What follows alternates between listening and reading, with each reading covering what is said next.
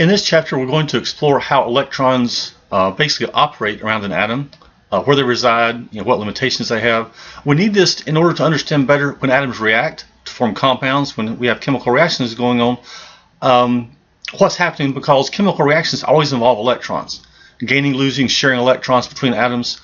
And so we need this some fundamental grasp of the way these electrons behave in order to understand bonding in chemical reactions.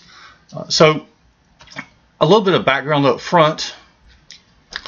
All right, so a little bit of background up front on the way atoms behave. We'll touch on it this semester. You go into more detail on some of this in Chem 105 and 106. First is just to show you again the whole electromagnetic spectrum. Remember that light is just a small part of this whole EM spectrum. Light, microwaves, X-rays, radio waves, gamma rays are all electromagnetic radiation. Different wavelengths, different frequencies. Some we can see, of course, some we can't. And each of these has different energies. And so we're going to cover a little bit about this to give you a feel for how light interacts with electrons also. So EM radiation actually has, photons have electric and magnetic fields, and they're oscillating like waves on the ocean. But instead of water going up and down, it's just the electric fields and magnetic fields that are oscillating. And the rate at which they oscillate, the pattern is distinct for a particular wavelength of light, or like a particular color of light. It's probably easier to think of it in terms of that. A couple of terms to cover. Wavelength is the distance at which this oscillation repeats itself. Often people think about peak to peak or trough to trough, just a repeating distance. Measured in, for light, in many cases, visible light, nanometers. For other wavelengths of light, everything from meters to much smaller units, picometers, even smaller than that. Frequency is the number of times one wave or one cycle of that wave passes a fixed point per second. Imagine you're standing in the ocean, waves are coming at you, and you count per minute how many waves pass you per second. A higher frequency, more waves pass you per second. That's all the frequency is. Amplitude is just the height of the waves. For many waves, amplitude has to do with energy. We'll find for photons, for light, or any EM radiation, the energy really is related to the frequency. We can at least figure it out from the frequency. And this is the main equation you may use sometimes for some calculations. Let me get this as a pen. There you go. This equation, very basic. The speed of light is a constant in a given medium, and that's just wavelength times frequency. The two symbols here, lambda is a Greek symbol for wavelength, and nu, which just looks like a V, that's the standard symbol for frequency. And again, in a given medium, the speed of light is constant. In vacuum, it's about 3 times 10 to the 8th meters per second. It's close to that in air, but the EM radiation does slow down when it goes through other media, like glass or water. You'll actually be a lot slower than that.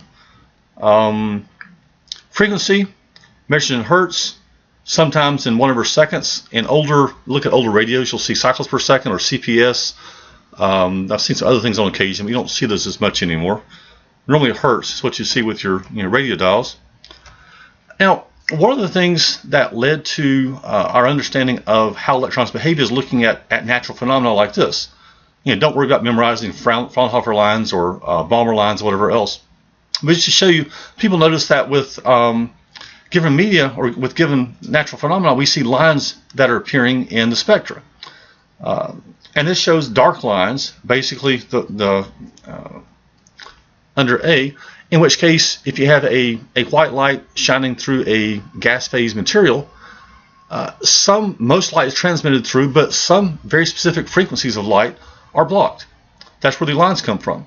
There are other types of cases where you take a material, and this for B here is sodium, heated up, excited.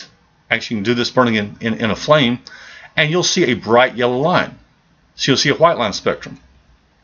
So this just shows for various elements, helium, neon, hydrogen, they emit light if they're excited, heat them up, run high voltage current through gas. You'll see these lines emitted, and they're distinct for a particular element. So it's like a fingerprint for that element. as an aside, this is how we can often identify compositions of gas nebulas that are thousands of light years away. We can look at atmospheres of other planets, even compositions of stars, by looking at what types of bright lines are emitted. But the point is, this shows that there are very specific frequencies of light, very specific energies of light being emitted from these excited atoms. And so we had to develop our understanding of what's happening on an atomic scale to try to explain this. And this just shows again the dark line spectrum. Again, bright line spectrum right here is when you excite the atom and heat it up, electric field, something's happening to it, and you see the bright lines being emitted. Dark line spectrum is just the inverse of that case. You have a light source, as it shows over here. It shines through the sample. This is like a gas sample that's thin enough to allow the light to pass through. And we collimate it through a slit, run it through a prism, and we get a spectrum coming out. And this is called a bright line spectrum because if you heat up hydrogen, you'll see these lines as bright lines if you excite the hydrogen. But in the dark line spectrum, the hydrogen is not excited, but it's still absorbing light of the exact same frequency. So we had to figure out what is actually happening. I'm going to touch on some of this. I'll skip over that part. A couple of things you should know is that basically this energy is quantized. We see energy come out in very specific discrete energies, or photons coming out with very specific energies. It's not just random complete spectrum. Quantum terminology here is the smallest discrete quantity of energy. So the smallest energy you can get is a quantum, the smallest step. And I've already used the term, you probably already know, photon is the smallest particle of light. One particle of light is called a photon. And this is what really relates to the frequency of light. The color is energy equals Planck's constant h, which again is just this number down here. You don't need to memorize that. But Planck's constant h times frequency. So the frequency of light determines the energy of the photon. Red light versus blue light, for example, red light has a lower frequency. So a red photon has less energy than a blue photon. You can also describe this in terms of wavelength. Going to this equation, remember that C equals lambda times nu. So we're rearranging and replacing nu with C over lambda. So these are the same equation, just using the speed of light equals frequency times wavelength to substitute one wavelength for frequency. So we can take a wavelength or frequency of light and we can figure out how much energy that photon has. It's good for comparison. It's qualitatively good to understand, like blue light has more energy than red light, or ultraviolet light has more energy per photon than infrared light.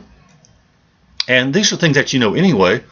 UV light's bad for you. You go out in the sun, you wear a UV screen. You want UVA protection for your sunglasses, for your sunscreen. Infrared radiation, that's used in remote controls. It's not dangerous. It's much lower energy photons. No chance of causing skin cancer because those photons don't have enough energy to do any damage to our skin. And just think about the quantized states. This is what we mean when we look at energy being emitted in different quantum. If you think about energy in one step versus another step versus another step, we can't have energy in between these levels, at least whenever we have energy being emitted from atoms.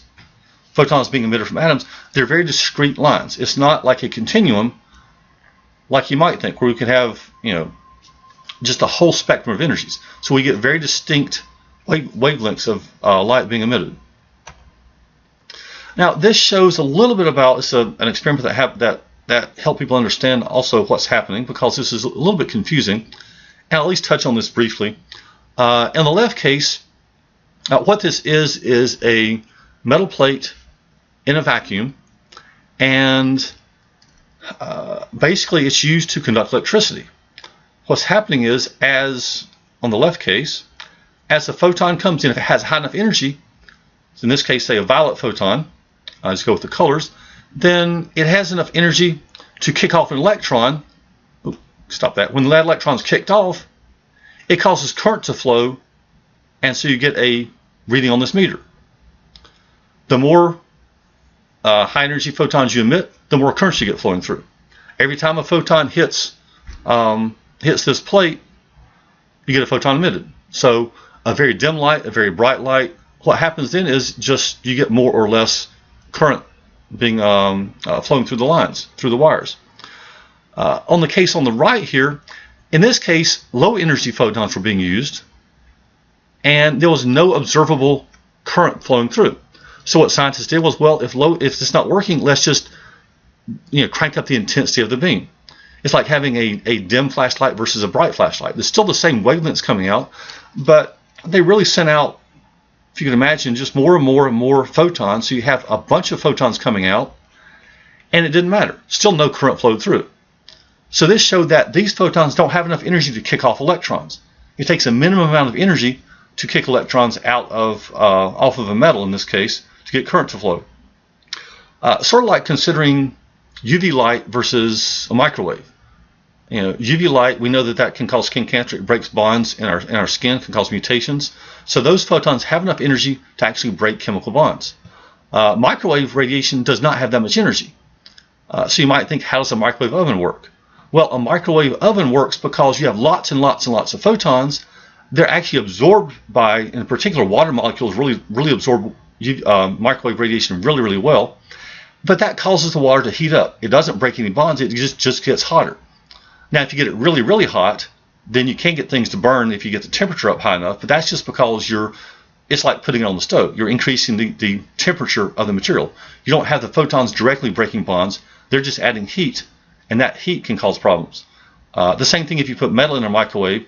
You actually get a voltage building up charge. That's when you can see sparking. It's not one photon doing it, or even a combination. It's the fact that they're heating up and causing a combined effect. But the individual photons themselves have much less energy in a microwave. It's just because your microwave oven produces a huge amount of microwaves. That's what causes the water to heat up. I'm not going to worry about the work function. You don't need to worry about that right now. The Bohr model, I'm not going to have you guys worry about this in detail. I do want to mention it because it's the first approximation that worked fairly well in helping us visualize how the electrons behave in an atom. This is really for a very simplified version of an atom where you have one proton and one electron. So it's the hydrogen atom model, basically. Don't worry about that. Sorry about that. A couple things to keep in mind, a couple terms again. Energy level is the allowed energy band that an electron can occupy in an atom. And some of this terminology can be a little bit confusing, so be careful about that. I think the book is a little bit slack on clarity in some cases. I try to be careful with my terminology. If you get confused by it, please ask me. I'll try to clarify. So energy level is a band where the electrons occupy that region. Ground state is the lowest energy state possible for an electron to reside in. Excited state is when you get energy that's above the ground state. You've excited an atom, add electricity to it, add heat to it. You've done something to kick electrons up into higher excited states. But the electrons, when they get up into higher states, they want to fall back down to the lower energy state. It's like a ball wanting to roll back down a hill. Or in this case, maybe think about balls rolling down the stairs. It can only land in discrete levels, but it'll go down and keep going farther and farther until it finds the lowest step that it can find. And these are electron transitions, movement of electrons between these different energy states. Now, that's what this is showing. These are the energy levels over here, 1, 2, 3, and so on.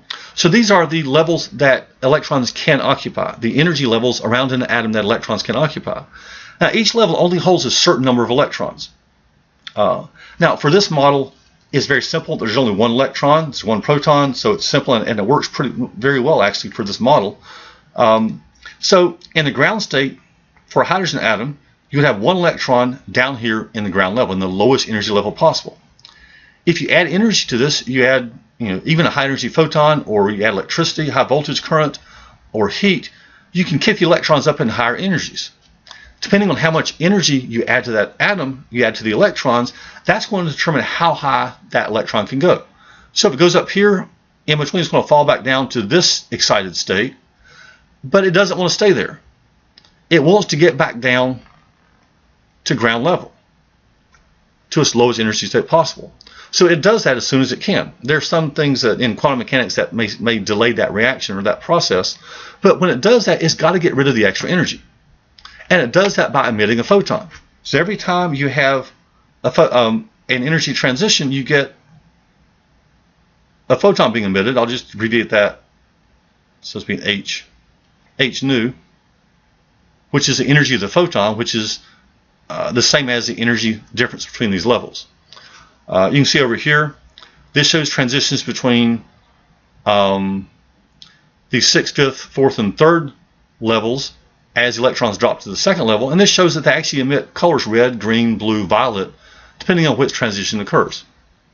So we get photons being emitted when electrons drop from higher levels to their ground state. So you can see at least where these lines come from.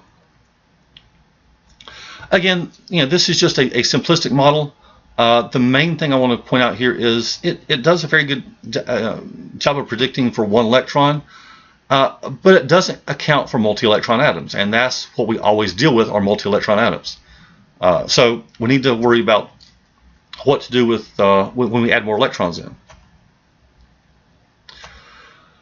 A couple things to point out, and I just again want to touch on this.